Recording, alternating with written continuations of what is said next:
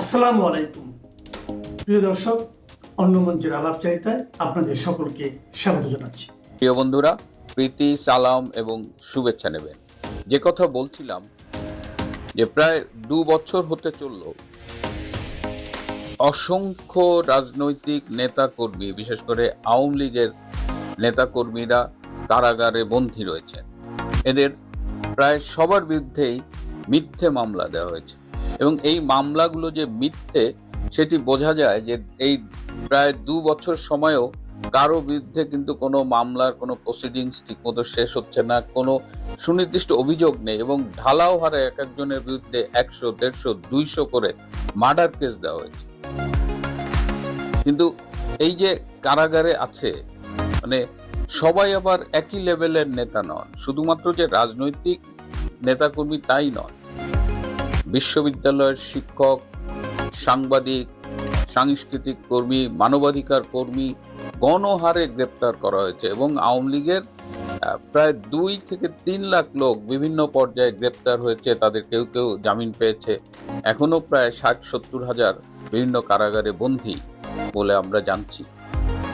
তো যারা, যেটা বলছিলাম, যে যারা আদালতের বিভিন্ন ধাপ পেরিয়ে সব মামলায় জামিন পাচ্ছেন, তাদের শোন অ্যারেস্ট দেখানো হচ্ছে এবং জেল থেকে বেরিয়েছে এমন কয়েকজনের সাথে আমি কথা বলে দেখেছি। তারা বলেছে যে ভাই, যখন এই জামিন নিয়ে বেরোতে চাই, এই শোন অ্যারেস্ট আতঙ্কেই কিন্তু আমরা ভুগি।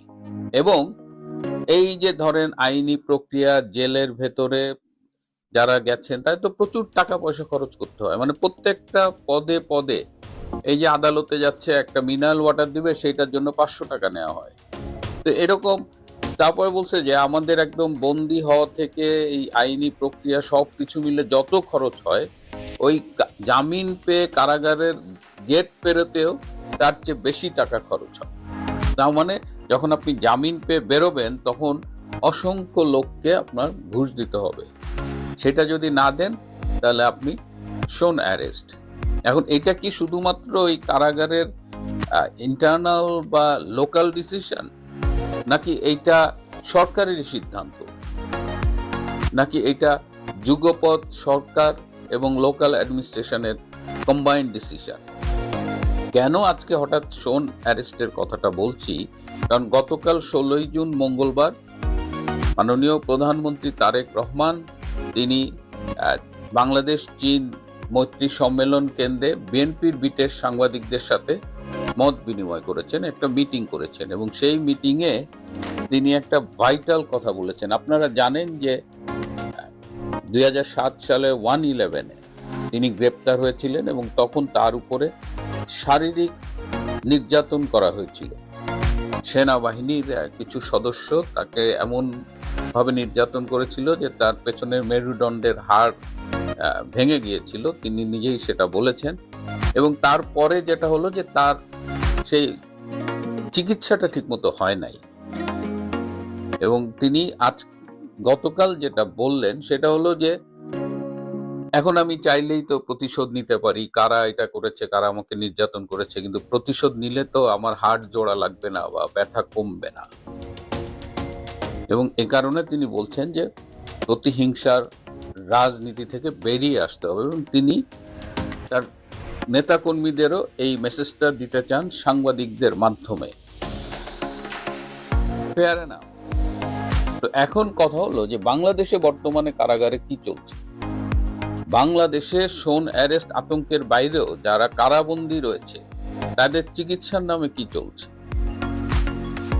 আমি খোঁজ নিয়ে জেনেছি, এখন যেটা হয় যে অনেক জেলে যারা আছেন তাদের আত্মীয় স্বজন আমার সাথে যোগাযোগ করেন, যাদের বিভিন্ন ক্রনিক ডিজিজ আছে, বিশেষ করে যাদের ডায়াবেটিস আছে এবং অনেক বয়স্ক বন্দী রয়েছেন, তাদের ডায়াবেটিস স্বভাবতই একটু কমপ্লিকেটেড, তারা কেউ ঠিকমতো ডায়াবেটিসের চিকিৎসা পাচ্ছেন না।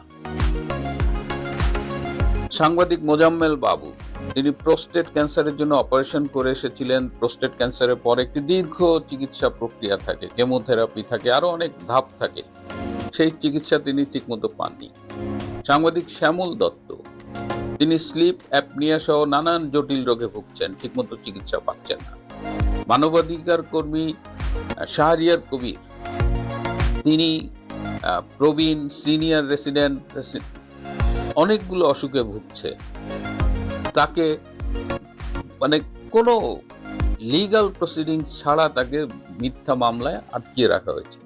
আমির হোসেন আমু আওয়ামী লীগের সিনিয়র লিডার এবং অত্যন্ত সম্মানিত একজন রাজনৈতিক নেতা, তাকে এই বয়সে মিথ্যা মামলায় কারাগারে ঢুকতে হচ্ছে এবং তার চিকিৎসাও ঠিক মতো হচ্ছে না। আমাদের ডাক্তার মোস্তফা জালাল মহিউদ্দিন, আমি খবর পেলাম যে তিনি যখন কারাগারে ছিলেন তখন তার স্ত্রী মারা গেছে এবং তারপর থেকে তিনি শারীরিকভাবে তো তার অনেকগুলো জটিলতা আছে, তিনি মানসিকভাবেও অনেক জটিলতায় ভুগছেন, মানসিকভাবে ভেঙে পড়েছেন এবং তার আচরণগুলো মানে ইট নিডস ট্রিটমেন্ট, সোজা কথায়। ঢাকা বিশ্ববিদ্যালয়ের প্রফেসর আবুল বারাকাত সব মামলায় জামিন পেলেন, শোন অ্যারেস্ট। প্রাক্তন বিচারপতি খায়রুল সাহেব সব মামলায় জামিন পেলেন, শোন অ্যারেস্ট। ঢাকা বিশ্ববিদ্যালয়ের শিক্ষক প্রফেসর শিবলি রুবায়াত দুদকের মামলায় আটক আছেন, কোনো ডেভেলপমেন্ট নাই। আমি বুঝতে পারি না যে বিশ্ববিদ্যালয়ের শিক্ষকরা যে আটক আছেন, বর্তমান ঢাকা বিশ্ববিদ্যালয়ের অন্য শিক্ষকরা কি করছেন? তারা কি রাজনৈতিক প্রতিহিংসা প্রতিশোধ নিচ্ছেন? ডক্টর কলিমুল্লাহ তিনি জামিন পেলেন, এখন তিনি বেরিয়েছেন কিনা এখন পর্যন্ত আমি খবর পাইনি। তো এই যে শোন অ্যারেস্ট, এই যে আইনকে আটকে রাখা, চিকিৎসা বঞ্চিত করা, এটা কি রাজনৈতিক প্রতিহিংসা নয়? মাননীয় প্রধানমন্ত্রী, আপনি যে বলেন প্রতিহিংসা নেওয়া যাবে না, সারা দেশের তৃণমূল থেকে একদম সর্বোচ্চ পর্যায় পর্যন্ত বিএনপির নেতা কর্মীরা যেভাবে প্রতিহিংসা প্রতিশোধের আগুনে জ্বলছে এবং আওয়ামী লীগের নেতা কর্মীদের জীবন ধ্বংস করে দিচ্ছে, কারাগারে চরম নির্যাতন চালাচ্ছে, সেটার ব্যাপারে কি বলবেন? এটাই কি বিএনপি রাজনীতি? মুখে সুন্দর সুন্দর কথা বলবে কিন্তু কাজে তার সম্পূর্ণ বিপরীত। ডাক্তার দীপুমণি 24 সালের জুলাই মাসে তার ব্যাংককে যাওয়ার কথা ছিল, সব plane ticket booking, hotel reservation, হাসপাতালের অ্যাপয়েন্টমেন্ট সব নেওয়ার কথা ছিল। তার একটা ক্যান্সার সাসপেক্ট করছিল, খবর নিয়ে দেখলাম যে সেই ট্রিটমেন্টের কোনো ফলো আপ নেই। তাহলে এগুলো প্রতিহিংসা নয় তো কি? শোন অ্যারেস্টের নামে কি চলতেছে? এই জায়গা থেকে সরকারের বেরিয়ে আসা উচিত, কারণ ইতিহাস বড় নির্মম।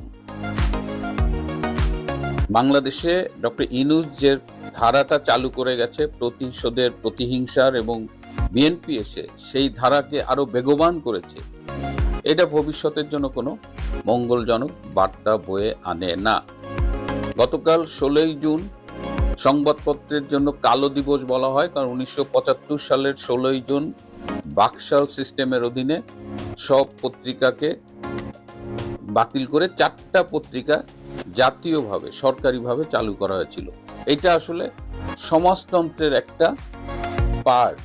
যারা সমাজতান্ত্রিক ব্যবস্থায় যায় তারা সাধারণত এই মিডিয়াকে স্টেট কন্ট্রোল করেন, কিন্তু বঙ্গবন্ধু সরকার এটা নিশ্চিত করেছিলেন যে কোনো সাংবাদিক যেন চাকরি না হারায় বা তার একটা বিকল্প কর্মসংস্থান করেছিলেন, এবং সেই সময় সেই প্রত্যেকটা সংবাদপত্রের স্বাধীনতা ছিল।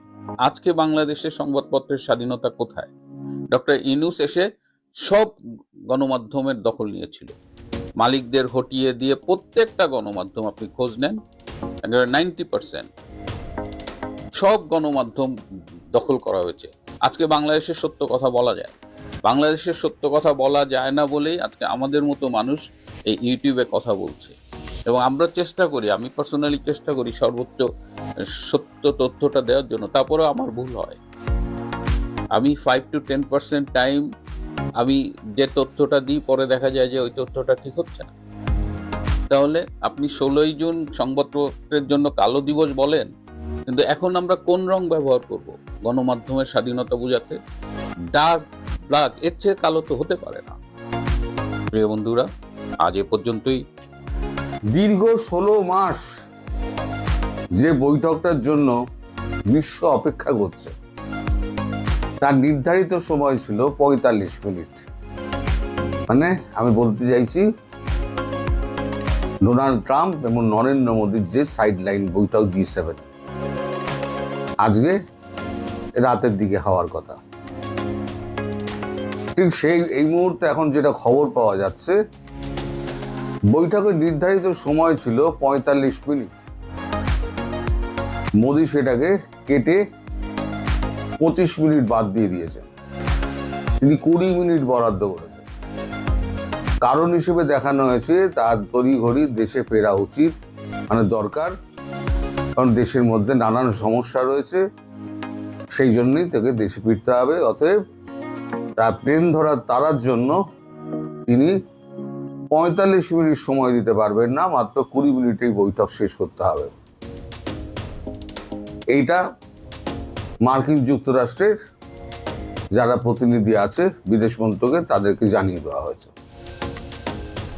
এগুলো হচ্ছে ট্রাম্পকে চাপ দেওয়া। 25 মিনিট এ তো আর আমাদের এমনি নর্মাল ফ্লাইট নয় যে টাইমেই ছাড়বে, আর তো হাই স্পিড প্লেন, আমাদের সাধারণ প্লেনের মতো নয় 800 কিলোমিটার পার আওয়ার যাবে। এ তো 1100-1200 কিলোমিটার পার আওয়ারে দৌড়ায়।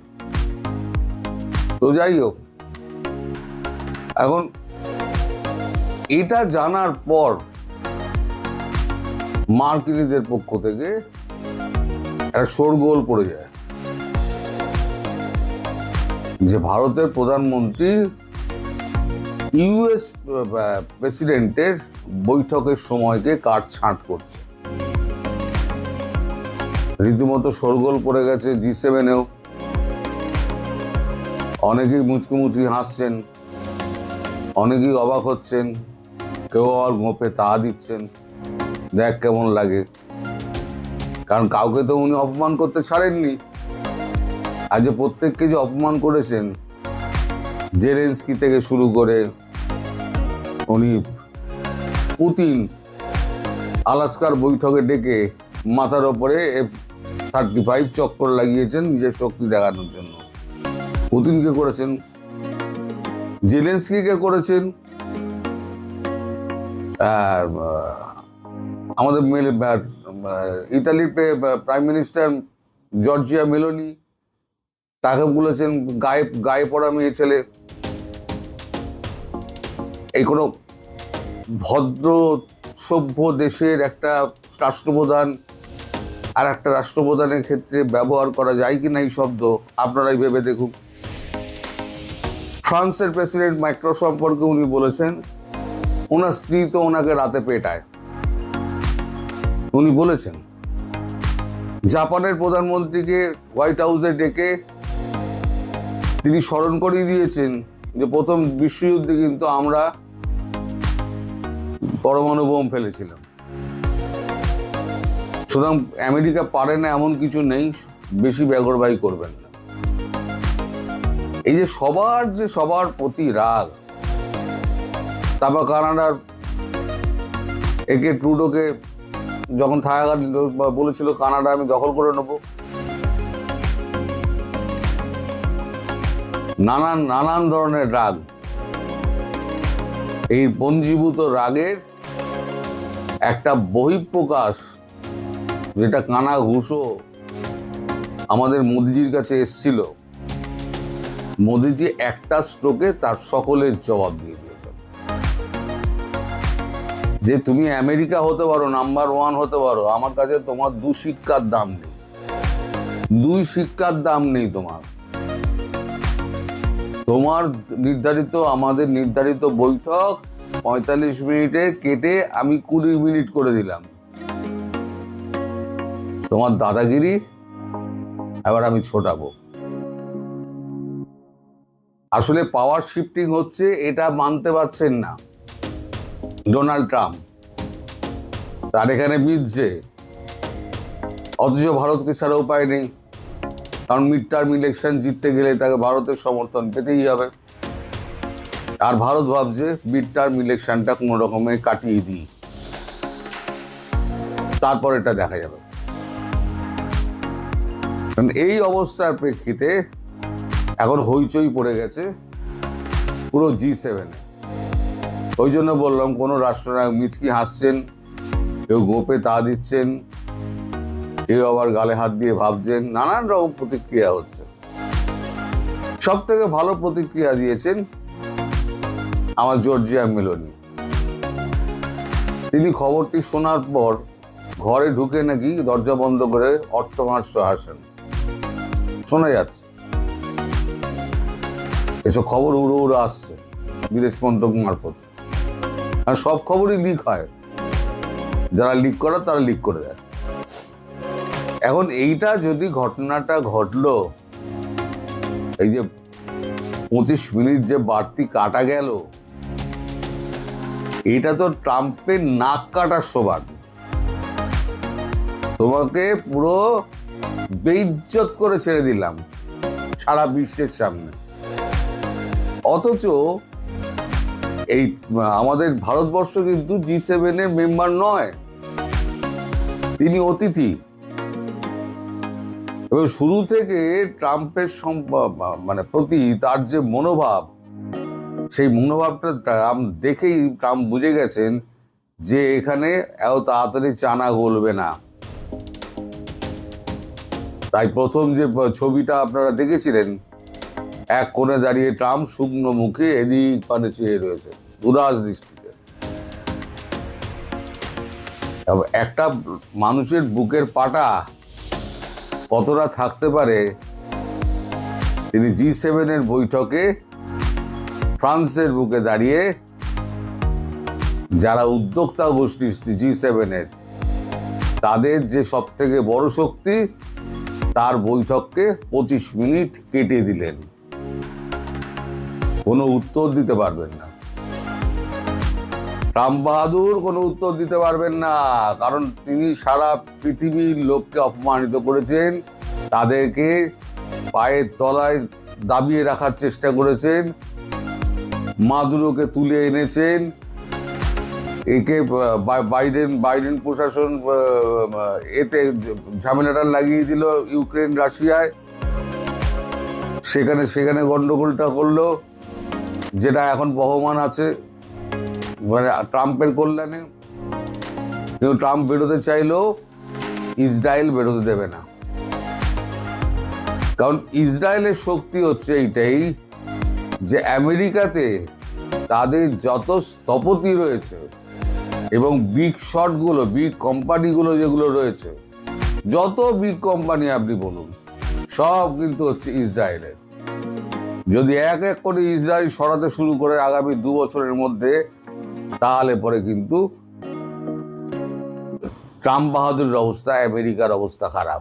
ট্রাম্প বাহাদুর তো সাময়িক আছেন, যে 4 বছর বাদে আবার অন্য কেউ আসবে, তার অবস্থা মানে আমেরিকার অবস্থা খারাপ। এদিকে একটা ছোট ঘটনা ঘটেছিল, যেটা আমি উল্লেখ করতে ভুলে গেছিলাম। কাল যখন এইসব ওই সেনাপ্রধানদের সঙ্গে মিটিংয়ের পর যখন শেষ হয়ে যায়, লাঞ্চের আগে মিটিং যখন শেষ হয়ে যায়, তারপরে উনি রওনা হওয়ার ঠিক আগে বেঞ্জামিন নেতানিয়াহুর ফোন আসে। নেতানিয়াহুর সঙ্গে তার একটা দীর্ঘ কথাবার্তা হয়। কি কথাবার্তা হয়েছে তা তো জানা যায়নি। সম্ভবত নেতানিয়াহু এই ট্রাম্প মানে বৈঠক থেকে ট্রাম্প মোদির বৈঠকের পর প্লেনে চড়ে ভারতবর্ষে আসার পর হয় তিনি আবার ইসরায়েল যাবেন, অথবা নেতানিয়াহু দেখবেন খুব শিগগিরই ভারতবর্ষে আসবে। মানে আমেরিকাকে প্যাচে ফেলা কি করে যায় আরো, তার জন্য নেতানিয়াহু তার বিশ্বস্ত বন্ধু ভারতের প্রধানমন্ত্রীর দ্বারস্থ হবেন। এবং খুব একটা অবাক হবেন না যদি দেখেন 2-3 বছরের মধ্যে মানে ওই আমেরিকান কোম্পানিগুলো, সে আপনার হোয়াটসঅ্যাপ থেকে, ফেসবুক থেকে, ইউটিউব থেকে শুরু করে তারপরে তো আপনার ফিউচার যা যা আছে, সব কিন্তু হচ্ছে ওই ইসরায়েলের। 2-3 বছরের মধ্যে হয়তো ভারতবর্ষে শিফট করে দিতে পারে। তাহলে আমেরিকা খোকলা হয়ে যাবে। মানে আমেরিকাকে ভেতরে ভেতরে খোকলা করে দাও, ভেতরে ভেতরে মানে একদম একই ঋণের চাপ, তারপর একেবারে ভেতরে ভেতরে খোকলা করে দাও। এটা হয়তো ভবিষ্যতে হতে পারে। আজকে আমি বলে দিলাম, এটা ভবিষ্যতে মিলিয়ে নেবেন যেটা এটা হতে চলেছে। নরেন্দ্র মোদী এত তড়িঘড়ি এইরকম বড় সিদ্ধান্ত নিতে পারতেন না। নিশ্চয়ই ভেতরে ভেতরে অনেক বড় খেলা চলছে, এবং সেটা হবে ট্রাম্পের নাকের ডগায় হবে, এবং নাকটা একবার কাটা যাবে। তবে কি হয় দেখা যাক, মিটিংটাই কি হয় সেটাই বা দেখা যাক। এখন 20 মিনিটের মিটিংটা যদি এখন 10 মিনিটে শেষ করে দেন, সেটাও অসম্ভব হওয়ার কিছু নেই। মানে কোনো কিছু অবাক হবেন না। এখন মোদি যেভাবে চালিয়ে খেলছেন, 4-6 মারছেন, কোনো কিছুই অবাক হওয়ার কিছু নেই। সংসদে একটা মেয়ে ইংরেজিতে কথা বলছে, কিন্তু আপনি হাসছেন কেন? সবাই হাসাহাসি করছেন। আচ্ছা বলুন তো, সে যতটুকু ইংরেজি বলেছে সেটা কি আমরা সবাই বলতে পারি? সে তো সাহস করেছে, থ্রো করেছে, তাই না? ধরেন এই যে গোলাম মাওলা রনি তো তার পর্যায়ে যারা সমাজে প্রতিষ্ঠিত, তার মধ্যে সবচেয়ে বেশি পড়াশোনা করা, আমি তো তার চেয়ে বেশি পড়াশোনা করা লোক দেখি না। যদিও গোলাম মাওলা রনি তার পড়াশোনা হলো ইসলামের ইতিহাস কেন্দ্রিক, ফলে ইসলামের ইতিহাস কেন্দ্রিক পড়াশোনা করাতে গোলাম মাওলা রনি পরিপূর্ণ মানুষ হতে পারলো না, কিন্তু তারপরেও তাকে আমি অনেক সুনাম করি। সে কিন্তু বাংলাদেশে যারা তার পর্যায়ে প্রতিষ্ঠিত এদের মধ্যে সবচেয়ে বেশি পড়াশোনা করে। এই গোলাম মাওলা রনি যখন ভিডিও করে, সে মাঝে মাঝে ইংরেজি বলার চেষ্টা করে। আজ পর্যন্ত তার কোনো ভিডিওতে আমি একটা ইংলিশ ফ্রেজিং শুদ্ধ হতে দেখি নাই, প্রত্যেকটাতে ভুল করে। যদি গোলাম মাওলা রনি প্রতিটা ফ্রেজিং এ ভুল করে, তাহলে সমাজে সার্বিকভাবে ইংরেজি বলার অবস্থানটা কোথায়? বাংলাদেশে ইংরেজি বলা ফ্লুয়েন্টলি ইংরেজি বলতে পারে একমাত্র, আমি যতদূর দেখেছি, যারা ঢাকার ইংলিশ মিডিয়াম স্কুলগুলোতে পড়ে। কিন্তু এই বাচ্চা কাচ্চাদের তো একটা সীমাবদ্ধতা আছে, তাই না? ধরুন আমাদের পররাষ্ট্রমন্ত্রী রজার খলিল কিংবা ডক্টর খলিলুর রহমান, তার ইংরেজি দেখেন। ফরেন মিনিস্ট্রিতে একটা মানুষ যখন ইউএন সিস্টেমে চলে যায়, কাজ করতে যায়, চাকরি করতে যায়, এই পুরো ফরেন মিনিস্ট্রির কিন্তু আর কোনো অর্জন নাই। যদি একটা ছেলে বা মেয়ে ভালো ইংরেজি কথা বলতে পারে, আর কিচ্ছু না, এইটা হলো তার সর্বোচ্চ অর্জন আমাদের কনটেক্সটে। আপনি খলিল সাহেবের ইংরেজি আমি যতটুকু দেখেছি, আমি তো দেখলাম যে তার কোনো উন্নতি নেই স্পিকিংয়ে। আমাদের অনেক অফিসার আছে যারা ইউএন সিস্টেমে কাজ করে, তারা তার চেয়ে অনেক ভালো ইংরেজি বলতে পারে। চিন্তা করুন তো, খলিল সাহেব যদি এত বছর 30-40 বছর ইউএন সিস্টেমে থেকে ইংরেজিটা শিখতে না পারে বলা। খলিল সাহেবের সিবিতে লেখা আছে উনি কি পাবলিকেশনের সাথে ইউএন এর জড়িত ছিলেন। হ্যাঁ, ইংরেজি জানেন না এটা বলবো না, কিন্তু ইংরেজিতে তো উনি কথা বলতে পারেন না, অন্তত ফ্লুয়েন্ট না। তো যে দেশের পররাষ্ট্রমন্ত্রী ইংরেজিতে ফ্লুয়েন্ট না, সেই দেশের সংসদে যদি একটা মেয়ে দাঁড়িয়ে সাহসের সাথে একটা ইংরেজি থ্রো করে, সেটা কি আমাদের সেটা নিয়ে হাসাহাসি করা উচিত? জাতীয়ভাবে আমরা কিন্তু ইংরেজি বলাতে দুর্বল। পাকিস্তান, ভারত আমাদের চেয়ে ইংরেজি বলাতে এগিয়ে আছে। আমার মনে হয় এর কারণ হলো পাকিস্তান এবং ভারতে, বিশেষ করে ভারতে বিভিন্ন স্টেটে বিভিন্ন ল্যাঙ্গুয়েজ থাকাতে ওদের একটা কমন ল্যাঙ্গুয়েজ লাগে, সেটা ইংরেজি। তবুও আমি দেখেছি যে পশ্চিমবঙ্গের বাঙালিরাও কিন্তু ইংরেজিতে রিলেটিভলি ইন্ডিয়ান অন্যান্য স্টেটের মানুষদের চেয়ে ইংরেজি বলায় দুর্বল। তার মানে আমি হয়তো ধরে নিচ্ছি যে বাঙালি হিসাবে আমরা ভাষা শিক্ষা কিংবা ভাষা ব্যবহারে বলাতে, বিশেষ করে ইংরেজি বলাতে জাতীয়ভাবে আমরা অত্যন্ত দুর্বল। বাংলাদেশের ফরেন মিনিস্ট্রিতে গোটা 10-15টা ছেলে মেয়ে পাবে যারা হয়তো একটু কথাবার্তায় ভালো। বাকিগুলোর কি অবস্থা? ওরাও তো তোতলায়, ইংরেজি বলতে পারে না, লেখাপড়া নাই, যেখানে ফরেন মিনিস্ট্রির এই অবস্থা, অন্যান্য মিনিস্ট্রির যারা কর্মচারী, অফিসার ইত্যাদি নামে আছে তাদের কি অবস্থা? সামগ্রিকভাবে সমাজের ইংরেজি বলার অবস্থাটা কি? হ্যাঁ, মিলিটারি অফিসাররা ভোং ভাং ইংরেজি কিছু বলতে পারে, কিন্তু এটা অতি দুর্বল ইংরেজি, অতি দুর্বল ইংরেজি। সেই জায়গায় সংসদে একটা মেয়ে ইংরেজি বলেছে, আমি তো এটাকে মোটামুটি ভাবা দেই, তার গলা ভালো, থ্রো ভালো, সাহস আছে, স্মার্ট, এটাকে ভাবা দিবেন না? বরঞ্চ যারা যেখানে ভালো করে তাদেরকে আসলে আমার মনে হয় কথা বলতে দেয়া উচিত। বিশেষ করে আমাদের ইংরেজি শেখা অনেক দরকার। আমি সচিবালয়ে গিয়েছি, অনেকবার দেখেছি যে বিদেশিরা আসলে মন্ত্রী সচিবকে দিয়ে কথা বলায় সচিবের যে কি অবস্থা। আপনি যদি পাবলিক সার্ভিস করেন, অর্থাৎ পাবলিক সার্ভেন্ট যারা, তারা যদি ইংরেজিতে কমিউনিকেট না করতে পারে, আমরা বলি পৃথিবীটা একটা গ্লোবাল ভিলেজ, তাহলে আপনি বাইরের পৃথিবীর সাথে কিভাবে কমিউনিকেট করবেন? আমাদের প্রধানমন্ত্রী তারেক রহমানের কথা চিন্তা করেন তো, আমরা তো বুঝতে পারি যে উনি কোন পর্যায়ের ইংরেজি বলতে পারেন। হ্যাঁ, প্রধানমন্ত্রীর জন্য ইংরেজি জানা বলা মোটেই বাধ্যতামূলক নয়, কিন্তু তার পররাষ্ট্রমন্ত্রী যদি খলিল হয় তখন তো তাকে ইংরেজি বলাটা আসলে জানতে হবে। আপনার যদি পররাষ্ট্রমন্ত্রী খলিল সাহেব হয়, আপনাকে ইংরেজি জানা বাধ্যতামূলক, অথবা আপনাকে অনেক উঁচু পর্যায়ের আপনার প্রধানমন্ত্রী হতে হবে, যেমন আমাদের প্রধানমন্ত্রী শেখ হাসিনা। ওনার মতো 6th 5th সেন্স থাকতে হবে, ওনার মতো বুদ্ধি থাকতে হবে, ওনার মতো আপনার শার্প ব্রেইন থাকতে হবে। তা আমরা কি সেটা মানে স্বাভাবিকভাবে, আমি তুলনাটা করছি আসলে ইংরেজি ভাষা নিয়ে আপনারা যে ধরনের হাসি তামাশা করছেন একজন এমপি, সেটা বলতে গিয়ে বলছি। তা আমরা কি সেটা আশা করতে পারি শেখ হাসিনার যে শার্পনেস আছে সেটা তারেক রহমানের কাছ থেকে? তার মানে হলো যে তারেক রহমানকে ইংরেজি জানতেই হবে, নতুবা ওনার ফরেন মিনিস্টারকে জানতে হবে। আবার শেখ হাসিনা যে পর্যায়ে গেছেন সেখানে ওনার ফরেন মিনিস্টারকে ইংরেজি অতটা না জানলেও চলবে।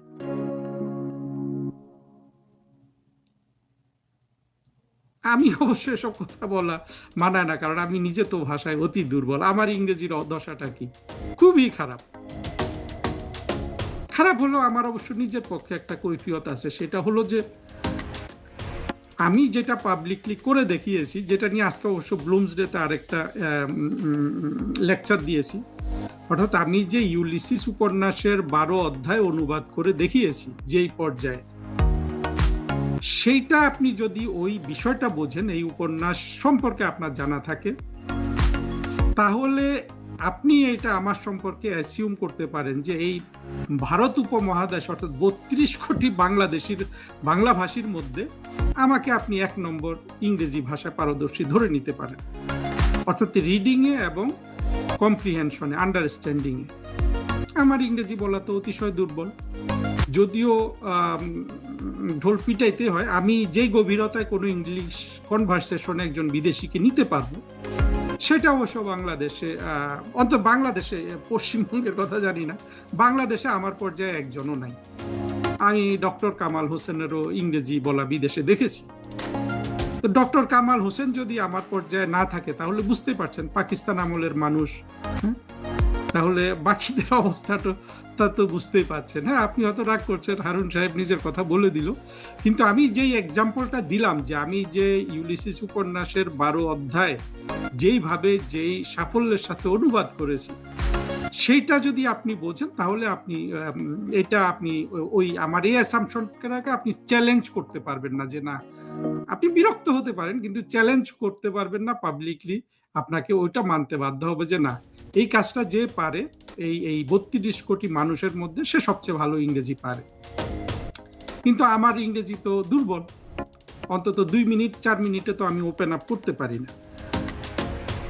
সুতরাং যারা ইংরেজি বলে তাদেরকে উৎসাহ দিন এবং লেখাপড়ায় আগ্রহী করুন মানুষকে। আমার যে যোগ্যতা নাই, সেই যোগ্যতা আরেকজনের থাকলে হিংসা না করে উৎসাহ দিন। ছোটদের উৎসাহ দিন, বড়দের উৎসাহ দিন। আমাদের অনেক বেশি ইংরেজি বলা লোক দরকার, বিশেষ করে পাবলিক সার্ভিসে, অর্থাৎ যারা পাবলিক সার্ভেন্ট, পিএসসিতে এবং ইয়েতে এই যে আমরা যে ইয়েগুলা করি, 2 বছর 2.5 বছর 3 বছর ট্রেনিং দেই না, বিভিন্ন জায়গায় ফরেন সার্ভিস একাডেমিতে ট্রেনিং দেই, পিএটিসিতে ট্রেনিং দেই, এই জায়গাগুলোতে আমাকে যদি কর্তৃত্ব দেয়া হয়, আমি সব সাবজেক্ট বাতিল করে দিব, কিচ্ছু পড়াশোনা নাই। 4 মাসের কোর্স হলে 4 মাসে আমি ছেলে মেয়েদের একটা টার্গেট দিব যে ইংরেজি বলা শিখে বের হয়ে আসতে হবে, আর কোনো সাবজেক্ট কিচ্ছু পড়ার দরকার নেই। মানুষ কিন্তু শিক্ষিত হয় কিভাবে জানেন? আপনি তাকে পড়াটা শিখিয়ে দিবেন, বাকিটা সে পড়ে নিবে, এইভাবে শিক্ষিত হয়। কিন্তু আপনি একটা কোর্স ধরিয়ে দিলেন, তারপরে এটা পড়িয়ে পরীক্ষা নিলেন, এই শিক্ষা আপনি কত দূর একজন মানুষকে শিক্ষিত করবেন? বেশি দূর আপনি শিক্ষিত করতে পারবেন না। সেটা বিশ্ববিদ্যালয়, স্কুল, কলেজ করে, সেটা ঠিক আছে, একটা নীতিমালার মধ্যে থাকতে হয়। কিন্তু উন্মুক্ত পড়াশোনার ক্ষেত্রে এই পদ্ধতিতে কাউকে শিক্ষিত করা যায় না। কে কত বই পড়বে, কে কত শিক্ষিত হবে, এটা পরিপূর্ণভাবে মানুষের চিন্তার উপর নির্ভরশীল, এবং আপনি তাকে কতটা মানুষ করেছেন সেটার উপর নির্ভরশীল। কিন্তু আমাদের যে ইংরেজিতে কথা বলা লোক দরকার, মানে ইংলিশ মিডিয়াম স্কুলের ছাত্রছাত্রীদের মতো না, সত্যিকারের ডেপথে গিয়ে আপনার ইস্যু, আপনার প্রয়োজনীয়তা, এগুলা যদি আপনি বুঝাতে না পারেন, তাহলে আপনি বিদেশিদের সাথে কিভাবে কমিউনিকেট করবেন, কিভাবে আপনি বাংলাদেশকে উন্নত করবেন? একটা চিঠি গত মাসের 28শে মে লন্ডনের প্রখ্যাত সলিসিটার ফার্ম ডাউকি স্ট্রিট চেম্বারের বিখ্যাত ব্যারিস্টার স্টিফেন পাওয়েল কেসি তিনি দিয়েছিলেন। এ খবর আপনারা জেনে গেছেন ইতিমধ্যে। আর সেই চিঠিকে ঘিরে ঢাকায়, লন্ডনে, নিউ ইয়র্কে এবং আন্তর্জাতিক মানবাধিকার মহলে শুরু হয়েছিল নতুন রাজনৈতিক আইনি বিতর্ক। এ পর্যন্ত ঘটনা আপনারা জানেন, কিন্তু তারপর কি হলো? সংবাদ মাধ্যমে বিষয়টি নিয়ে আর কোনো আলোচনা তারপর অন্তত আমার নজরে সেভাবে আসেনি। তাহলে কি বিষয়টির সেখানেই ইতি, নাকি পরবর্তী ঘটনা আরও কিছু ঘটেছে বা ঘটতে চলেছে? এই বিষয়টি নিয়ে এখনকার প্রতিবেদন। জটিল আইনি বিষয়, কিন্তু বিষয়টি জননেত্রী শেখ হাসিনার ভবিষ্যৎ নিয়ে। তাই দয়া করে শেষ পর্যন্ত সঙ্গে থাকবেন এবং আলোচনা শেষে আপনার মতামত দেবেন। নমস্কার, ক্যালকাটা ডায়ালগস থেকে মনোজ দাসের প্রীতি ও শুভেচ্ছা নিয়ে। চিঠিটা পাঠানো হয়েছে গত মে মাসের 28 তারিখে জাতিসংঘের মানবাধিকার বিষয়ক দপ্তর OHCHR এ। পাঠিয়েছেন লন্ডনের খ্যাতনামা solicitor firm Doughty street chambers. আর চিঠির কেন্দ্রবিন্দুতে রয়েছেন কে? শেখ হাসিনা।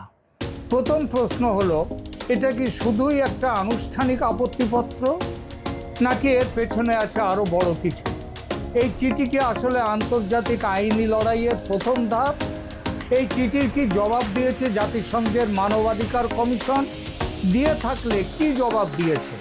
আর সবচেয়ে গুরুত্বপূর্ণ প্রশ্ন, বাংলাদেশ সরকারের জন্য এর অর্থটা কি, এর মানে কি, এর উপরে কি প্রভাব? আজকের প্রতিবেদনে আমরা ঠিক সেটাই বুঝে নেব। প্রথমে একটু পুরনো কথায় আসি, চিঠিটা আসলে কি।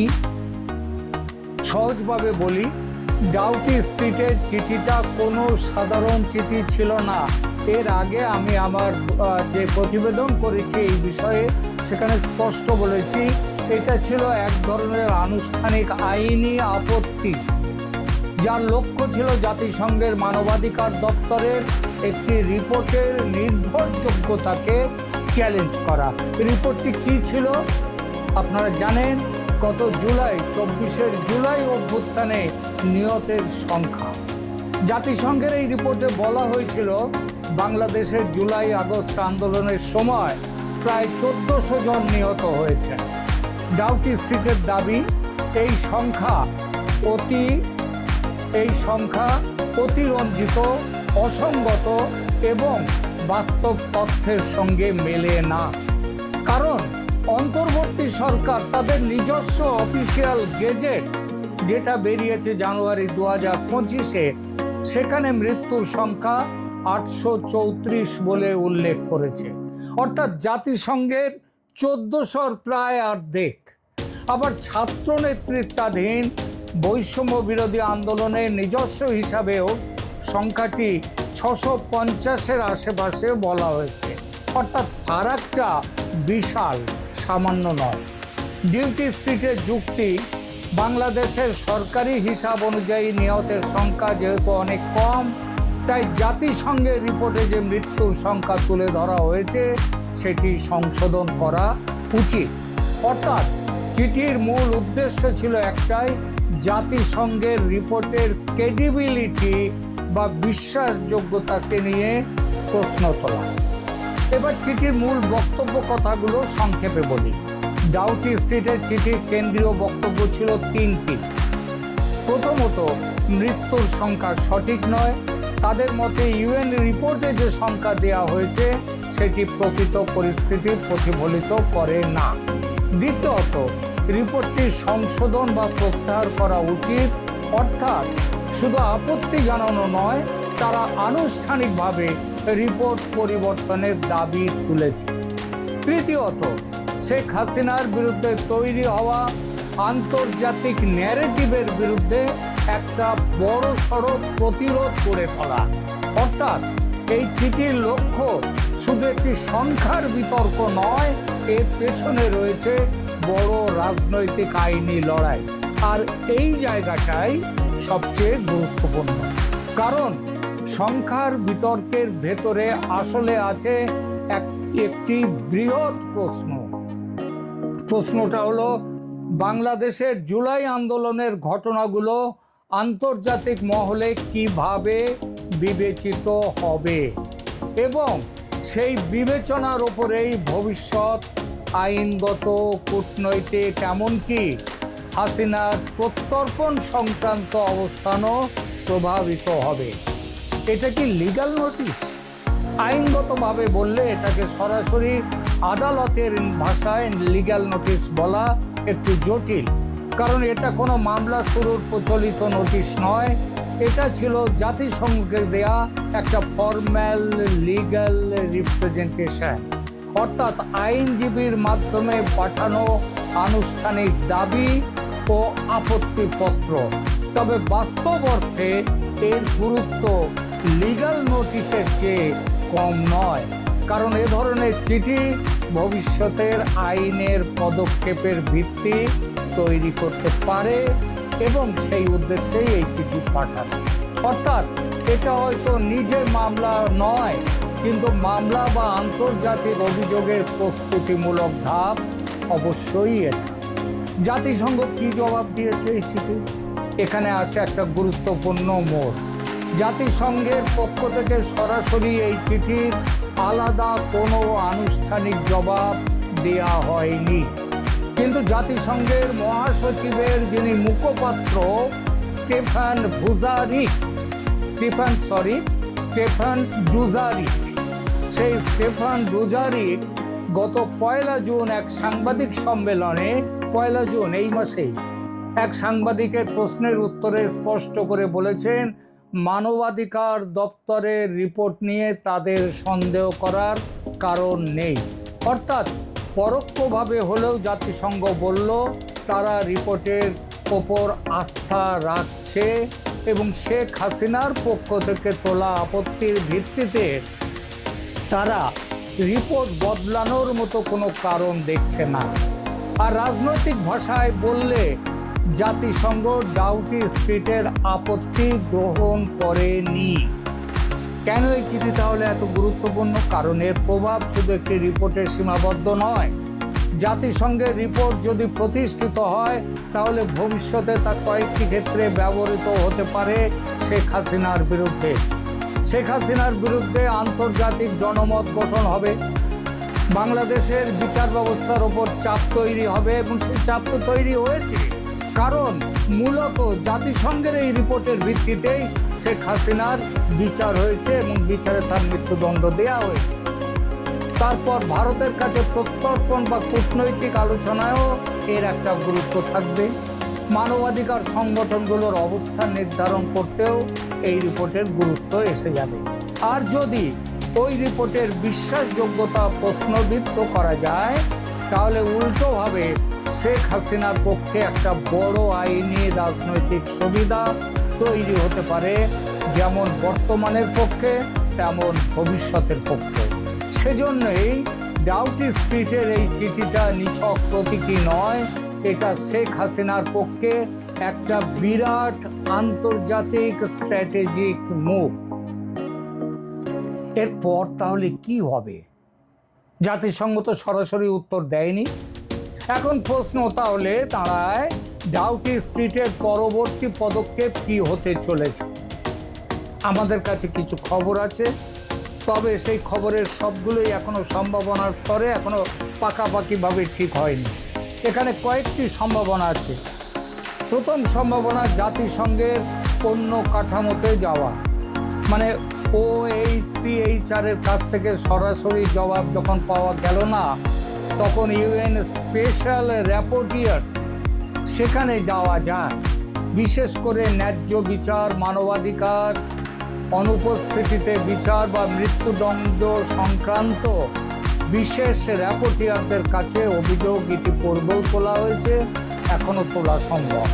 এতে জাতিসংঘের ভেতরে একটা নতুন চাপ তৈরি হবে। দ্বিতীয় সম্ভাবনা, আন্তর্জাতিক মানবাধিকার কমিটিতে আবেদন করা যায় এবং সেই সম্ভাবনাও রয়েছে। তারা যদি যুক্তি দাঁড় করাতে পারে যে শেখ হাসিনার ন্যায্য বিচার হয়নি, এবং তার প্রমাণ, একটা বড় প্রমাণ তো হিউম্যান রাইটসের এই যে OHCHR এর তাদেরই এই রিপোর্ট, এবং তারা যদি এটা যুক্তিটা দাঁড় করাতে পারে, তবে UN হিউম্যান রাইটস কমিটির মতো ফোরামে অভিযোগ তোলা হতে পারে। এখানে প্রধান দাবি হতে পারে ন্যায্য বিচার হয়নি, হাসিনার অধিকার ক্ষুণ্ণ হয়েছে, তার ন্যায্য বিচার পাওয়ার অধিকার ক্ষুণ্ণ হয়েছে, আর মৃত্যুদণ্ডের ঝুঁকি তার রাজনৈতিক প্রভাবের মধ্যে পড়ে গেছে। আর তৃতীয় সম্ভাবনাটা হলো ব্রিটিশ বা ইউরোপীয় কূটনৈতিক চাপ। এই ব্যাপারটার জন্যেই এখন চেষ্টা চলছে। ডাউটি স্ট্রিট এটা হলো যুক্তরাজ্য ভিত্তিক সলিসিটার ফার্ম, তাই তারা ব্রিটিশ কূটনৈতিক চ্যানেল বা মানবাধিকার ভিত্তিক সংস্থাগুলোর মাধ্যমে বিষয়টিকে আরও বড় পরিসরে তুলতে পারে।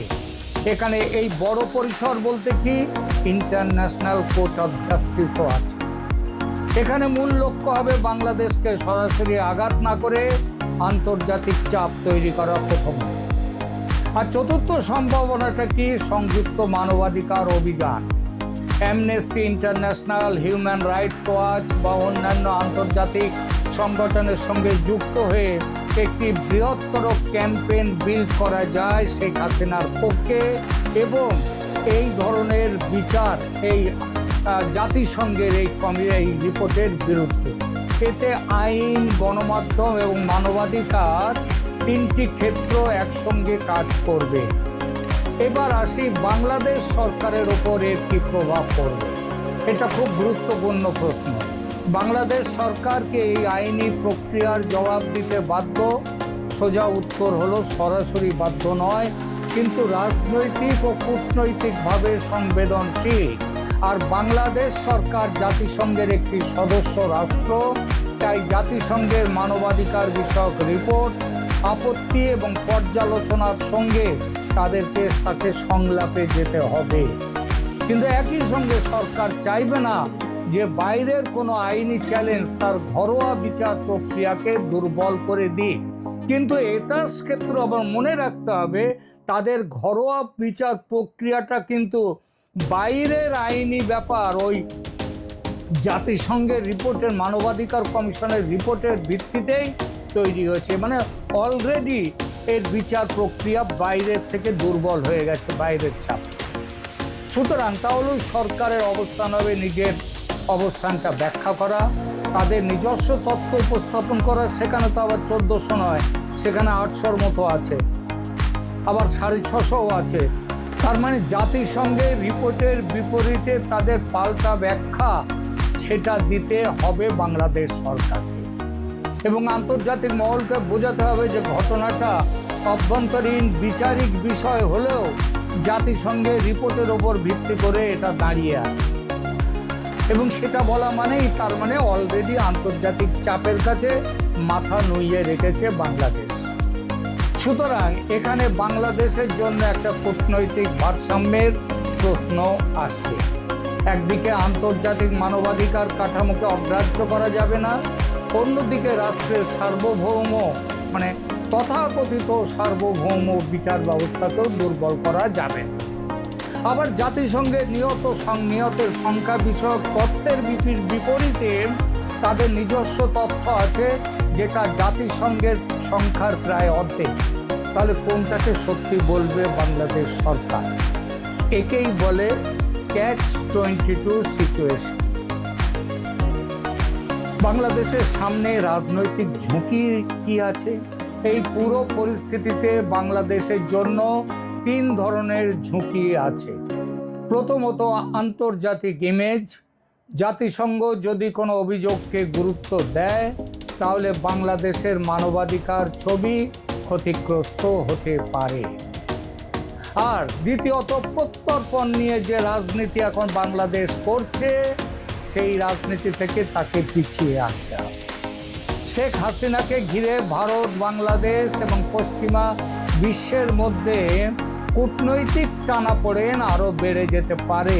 শেখ হাসিনার প্রত্যর্পণ নিয়ে চাপ দিয়ে, যদিও ভারতের কাছে চাপ দিয়ে কোনো লাভ হবে না, ভারত শেখ হাসিনাকে ফেরত দেবে না। শেখ হাসিনা যেদিন নিজে ফিরে আসতে চাইবেন সেদিনই তিনি আসবেন, এবং সেদিনটি খুব দূরে নয়, 6 মাসের মধ্যে। তৃতীয়ত বিচার ব্যবস্থার বৈধতা নিয়ে বাংলাদেশে বিতর্ক উঠবে। আন্তর্জাতিক ফোরামে বারবার প্রশ্ন তোলা ইতিমধ্যে শুরু হয়ে গেছে যে বাংলাদেশের ট্রাইব্যুনালে শেখ হাসিনার যে বিচার ও মৃত্যুদণ্ড দেয়া হয়েছে সেটা আইনি প্রক্রিয়া মেনে এবং সেটা মানে প্রশ্নাতীতভাবে করা হয়নি, সেগুলো প্রশ্নবিদ্ধ। তাহলে সাম্প্রতিকতম অবস্থানটা কি হবে? সর্বশেষ অবস্থান হলো ডাউটি স্ট্রিটের চিঠির পর জাতিসংঘ আনুষ্ঠানিকভাবে তাদের রিপোর্ট প্রত্যাহার বা সংশোধন করেনি। জাতিসংঘের বক্তব্যে স্পষ্ট, তারা রিপোর্ট প্রত্যাহার করবে না। অন্যদিকে ডাউটি স্ট্রিট এখনো পর্যন্ত প্রকাশ্যে কোনো নতুন বড় পদক্ষেপ নেয়নি, মানে এখন পরিস্থিতি এক ধরনের ওয়েটিং ফেজে আছে। তবে এই নীরবতার ভেতরেই আসলে পরবর্তী ধাপের প্রস্তুতি রয়েছে বলে খবর আসছে। ডাউটি স্ট্রিট বড় আইনি লড়াইয়ের জন্যে আইসিজে বা ইন্টারন্যাশনাল কোর্ট অফ জাস্টিসে মামলা দায়ের করছে খুব শীঘ্রই। আর এই মামলায় তাদের সঙ্গে স্বয়ং যুক্তরাজ্য বা ব্রিটেনের থাকার কথা খুব গুরুত্বের সঙ্গে আলোচনা চলছে, এবং এই আলোচনা চলছে বলেই এখনো অবধি কোন পথে যাবে ডাউটি স্ট্রিটের সলিসিটার ফার্ম শেখ হাসিনার পক্ষে সেটা এখনো স্থির হয়নি। যে মুহূর্তে যুক্তরাজ্য একটা ডিসিশন নিয়ে নেবে সেই মুহূর্তেই এটা ঠিক হয়ে যাবে। কেন এটা শুধু একটা চিঠি নয়, শেষ পর্যন্ত উপসংহারে এসে বলি, এটা তাই শুধু একটা চিঠি নয়, এটা হলো একটা বৃহত্তর আন্তর্জাতিক লড়াইয়ের সূচনার ইঙ্গিত। একদিকে আছে জাতিসংঘের মন গড়া রিপোর্ট, অন্যদিকে আছে শেখ হাসিনার পক্ষের আইনজীবী দল, আর মাঝখানে আছে বাংলাদেশ রাষ্ট্রের বিচারিক ও কূটনৈতিক ভঙ্গুর অবস্থা। এই লড়াই একদিন আদালতে যাবে কূটনৈতিক টেবিলে এবং আন্তর্জাতিক মানবাধিকার ফোরামে। সেদিন শেখ হাসিনার পতনের পেছনে আন্তর্জাতিক যে ষড়যন্ত্র, যার সঙ্গে স্বয়ং জাতিসংঘের যুক্ত থাকার কথা উঠেছে, সেটাও প্রমাণিত হবে। ভলকার তুর্ক কেন সেনাপ্রধান ওয়াকারুজ্জামানকে ফোনে ভয় দেখিয়েছিলেন যে শান্তি মিশন থেকে বাংলাদেশের সেনা তুলে নিয়ে ফেরত পাঠানো হবে যদি সেই শেখ হাসিনার পক্ষে নয়, যদি গণ আন্দোলন দমন করতে সামরিক বাহিনী গুলি চালায়, পথে নামে। এই তত্ত্ব এটা কেন ফোন করে ভয়টা দেখিয়েছিলেন সেটা সেই প্রমাণটাও তখন বেরিয়ে আসবে, এবং প্রমাণ হবে যে আন্তর্জাতিক ষড়যন্ত্রের বলি হয়েছেন শেখ হাসিনা, এটা কোনো স্বতঃস্ফূর্ত গণ অভ্যুত্থান নয়। আর সেটা হলে শেখ হাসিনার দেশে প্রত্যাবর্তন হবে রাজকীয়। প্রধানমন্ত্রীত্বের আসনে তার দাবি পাকা হবে, হয়তো 6 মাস, 7 মাস, 10 মাস, তার মধ্যেই নতুন করে নির্বাচন করতে হবে বাংলাদেশে। আন্তর্জাতিক চাপে একটি বিষয় নিশ্চিত, এই চিঠি বাংলাদেশ রাজনীতিতে এবং আন্তর্জাতিক আলোচনায় শেখ হাসিনার প্রশ্নটিকে নতুন করে সামনে নিয়ে এসেছে। আর এখন মূল নজর থাকবে ডাউটি স্ট্রিটের পরবর্তী পদক্ষেপ কি হয়, বাংলাদেশ সরকার কিভাবে প্রতিক্রিয়া জানায়, আর জাতিসংঘ ভবিষ্যতে এই ইস্যুকে কিভাবে তাকে ধরে রাখে। এখন প্রশ্ন হচ্ছে, ডাউটি স্ট্রিটকে এটি কি কেবল প্রতিবাদপত্রেই সীমিত রাখবে, নাকি খুব শিগগির আরো বড় আন্তর্জাতিক পদক্ষেপ নিতে চলেছে? আমাদের নজর থাকবে সেদিকে।